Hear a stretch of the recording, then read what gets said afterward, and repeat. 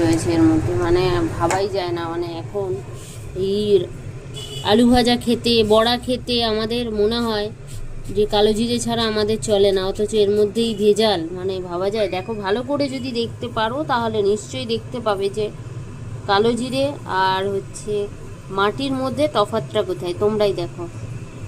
আমিও যখন কিনি আমাকে কাকু বলছে তুই দেখ, এবারে দেখ নতুন এনেছি, দেখ নিয়ে যা।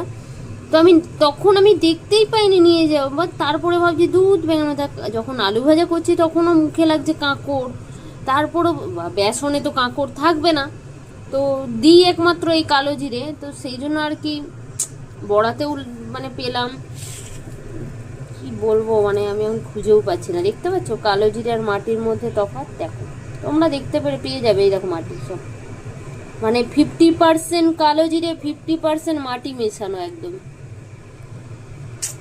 কি খাবো, এই খাবার থেকে মনে হচ্ছে বিষ খাচ্ছি, মনে হচ্ছে মাটি খেয়ে বেঁচে থাকতে হবে।